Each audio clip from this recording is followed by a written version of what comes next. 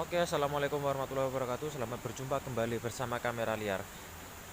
Di sini kita akan mengulas tentang ini ya. Saya ulas lagi masalah bisnis budidaya ikan nila. Nah, jadi di mana bisnis budidaya ikan nila ini yang paling terpenting yaitu adalah masalah pakan.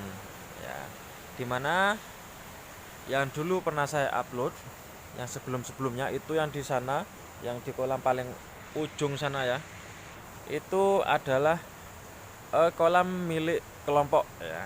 Jadi artinya itu isinya itu milik kelompok budidaya, kelompok budidaya ikan nila ya. Nah, terus kemarin itu sudah panen. Ya, sudah panen. Dan memang sengaja dipanen agak dini ya. Jadi karena ini punya kelompok, terus akhirnya dipanen agak dini, kehabisan pakan, terus dibagikan untuk ke semua kelompoknya. Nah, di situ yang dulu pernah saya ulas, yang di ujung sana itu pakannya itu adalah full pellet ya. Pakannya itu full pellet.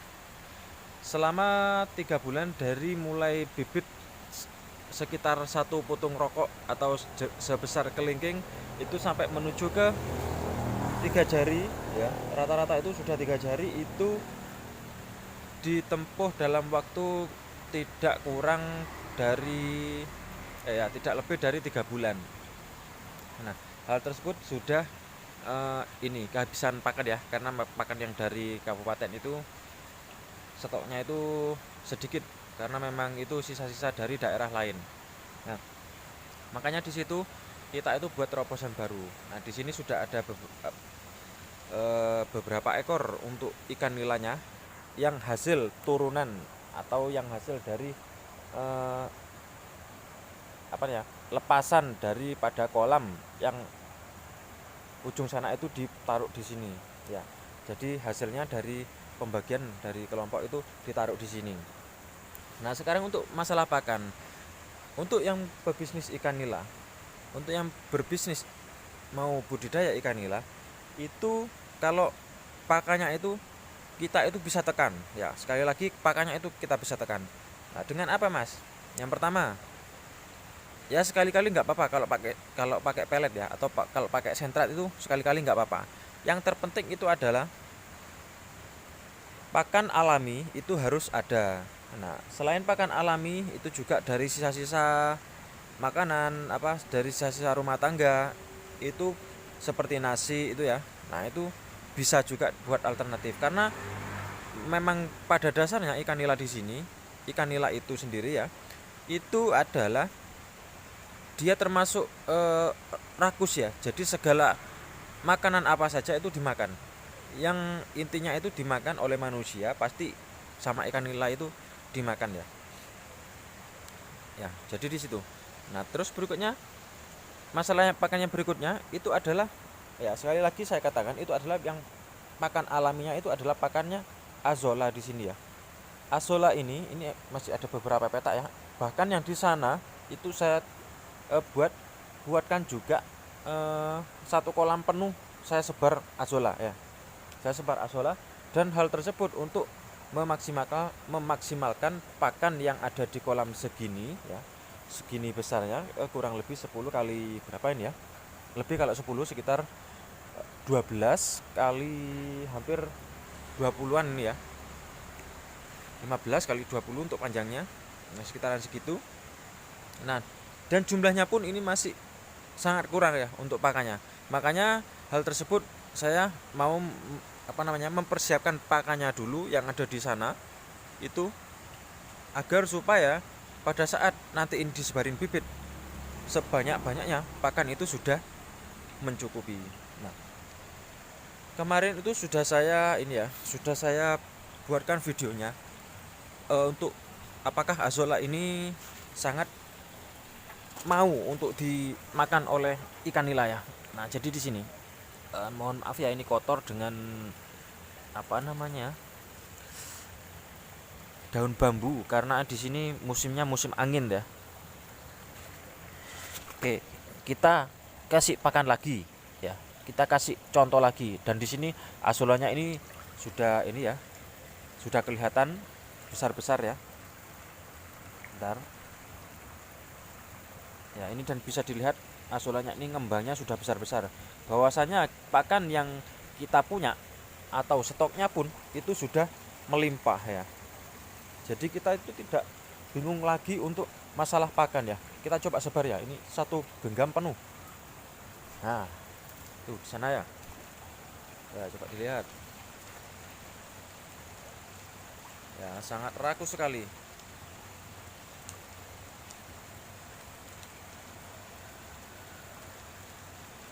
Jadi enak ya kalau kita itu mau bisnis atau beternak budidaya ikan nila, pakan alaminya pun ada ya. Ya. Ini kalau ikan itu biasanya dari kebiasaannya ya. Jadi kalau kita biasa kasih makan rerumputan seperti daun itu ya, daun apa namanya? Ketela. Ya, daun ketela rambat itu ya. Nah, di situ di ikan di sini sudah mau ya. Istilahnya itu kalau apa yang namanya pemakan sayuran itu ya, organik ya. Jadi istilahnya kita itu buat pakan organik. Nah, apakah ikan ini dengan dikasih makan eh, rerumputan terus daun daun tales itu ya, apakah aman ya? Aman ya. Saya rasa untuk ikan nila ini sangat aman. Bahkan koinnya pun juga dia ikut-ikutan ya untuk masalah pakan azolla di sini. Nah, seberapa penting azolla ini terhadap pakan ikan nila atau pakan ikan itu ya? Silahkan kalian cek sendiri untuk di artikel-artikel yang sudah dijelaskan di dalam Google. Nah, jadi di sini semuanya ikan di sini ya. Ini kalau yang hitam nggak begitu kelihatan ya, karena kalau yang putih-putih itu ikan nila bercampur dengan koi. Kalau yang hitam ini nggak kelihatan. Sebenarnya ini kelihatan apa? Cukup banyak ini ya kalau di sini. Ya ada kalau sekitar 5 ribuan ekor ada di sini. Dengan ikan koinya ya.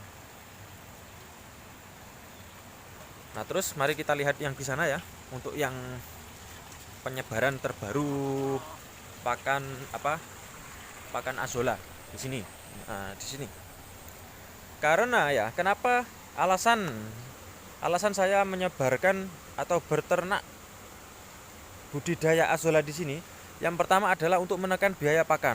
Itu yang pertama. Kemudian untuk yang kedua, karena bibit di sini secara ini ya, saya masih belum dapat untuk bibit yang sebesar jari-jari kelingking itu ya, atau bibit siap tabur itu di sini masih belum ada. Sementara masih belum ada. Ya kalau di daerah yang agak jauh itu ada ya. Takutnya nanti kalau ini ya pH airnya itu tidak tidak ini terlalu besar untuk, makanya nantinya takutnya tidak cocok dan banyak yang mati. Makanya saya di sini mau cari bibit yang dekat-dekat saja. Nah, bisa dilihat ya untuk daerah sini. Ini kolamnya ini full saya kasih azolla. Itu yang pertama untuk menekan biaya pakan. Untuk yang di sini coba bisa dilihat ya.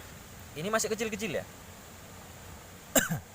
Azolla yang baru tabur itu masih dalam proses perkembangan, ini sangat kecil-kecil.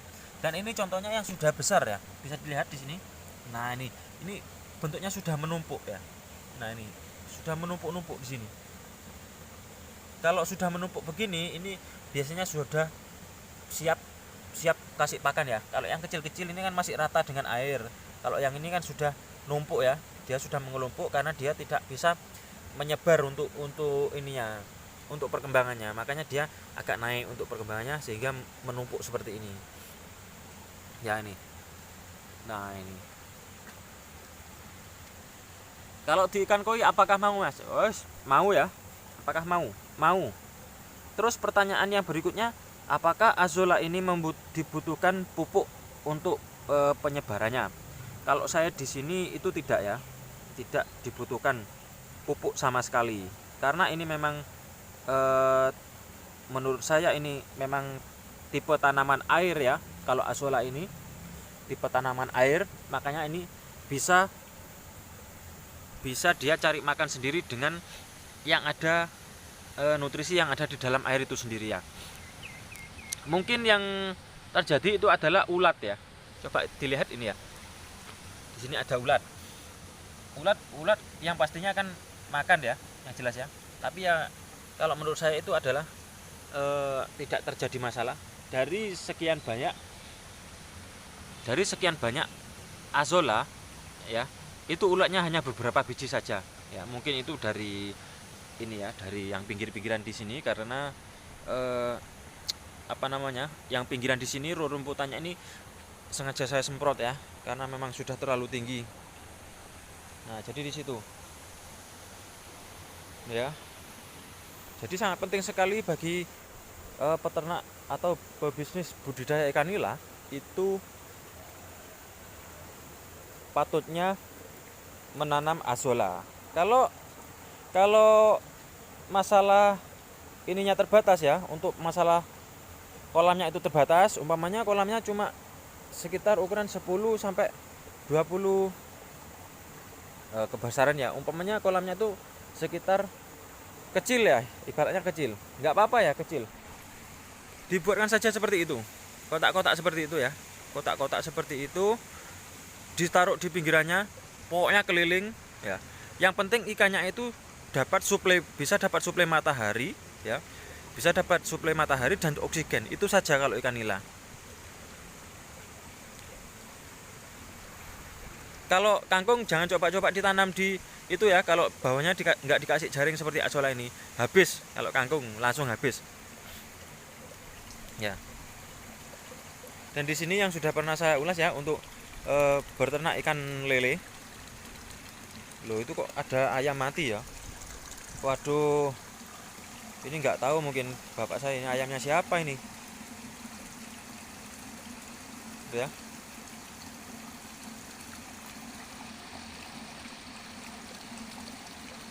Sepertinya sudah agak berbau ya. Biasanya kalau di sini bapak saya itu kalau ngasih ayam di sini itu dibakar dulu ya, dibakar dulu. Nah, ini untuk enceng gondoknya ini kan dimakan sama ini ya. Dulu sebenarnya sudah saya bahas sih ya sebenarnya untuk masalah berternak ikan lele di sini. Itu enceng gondoknya dikasih keong sehingga keongnya makan enceng gondok, terus anak-anaknya dari keong itu akibatnya dimakan oleh lele, dan itu nanti setelah telur-telurnya itu kan ini ya, nggak semuanya itu jadi anakan keong. Nah, terus yang kecil-kecil itu bisa yang lolos dari dimakan lele itu bisa jadi keong lagi. Makanya di sini itu ini ya, penting sekali kalau mencek gondok itu, kalau di lele itu penting sekali. Oke ya, kita kembali lagi untuk ke masalah azolla di sini. Jadi azolla ini adalah sangat penting ya, sangat penting menurut saya. Selain azolla ini diberikan untuk pakan ikan nila ya, ikan nila itu bisa juga dikasihkan dengan ayam ya. Bapak saya itu suka coba-coba ya. Loh, kok suka ya? Ya, tapi dengan alasan itu dicampur dengan nasi ya, ibaratnya buat sayurnya lah. Loh, kok mau gitu ya? Selalu aneh-aneh bapak saya itu ini apa namanya? Ukil ya, bahasanya kreatif ya. Nah, terus catatan penting kalau untuk untuk menanam ikan apalagi azolla. Kalau ingin menanam azolla itu usahakan untuk masalah air itu ya harus stabil, jangan yang naik turun gini. Contohnya di sini ya. Di sini adalah kolam kecil. Yang bawahnya ini banyak bocorannya akibat dari kepiting atau cuyu ya. Itu bolong-bolong, sehingga yang terjadi adalah air yang didapat dari sini itu tidak sama dengan yang di sini. Jadi di sini banyak bocornya, terus ambles kan airnya ya. Kalau di sini agak habis airnya, yang di sini pasti asat ya. Makanya di sini perkembangannya itu tidak bisa maksimal. Ini bisa dilihat, hanya kecil-kecil segini saja ya, segini saja. Kalau kita bicara masalah air, yang jelas dari kolam sini inputan itu ya, dari sini itu sama karena hanya berbeda sekat tembok saja. Nah, masalahnya di sini perkembangannya itu kecil-kecil sekali ya, tidak bisa maksimal. Soalnya gini, kenapa tidak bisa maksimal? Ini kalau sudah turun air ya, ini kan tempatnya terbuka. Kalau air sudah turun, azolla ini terkena sinar matahari sekitar 1 jam 2 jam saja, itu langsung kering ya, azollanya langsung kering. Makanya untuk dia untuk pulih lagi itu sudah tidak bisa, karena eh, akarnya itu dia itu harus terendam air. Kalau sudah kering ya sudah nggak bisa ya. Akhirnya sisa-sisanya itu yang masih bertahan hidup, yang terkena ini ya, yang masih terendam lumpur-lumpur itu dia naik lagi kalau airnya sudah tinggi. Makanya di situ harus yang terpenting adalah jangan airnya itu jangan sampai asat, itu saja ya, jangan sampai asat. Oke ya, oke mungkin itu saja untuk eh, penjelasan video hari ini. Dalam berbisnis ikan nila itu lebih baik kita kasih pakan buat menekan biaya supaya tidak terlalu membengkak. Itu wajibnya kita menanam azolla. Hal tersebut sangat penting sekali bagi budidaya ikan nila. Terima kasih. Assalamualaikum warahmatullahi wabarakatuh.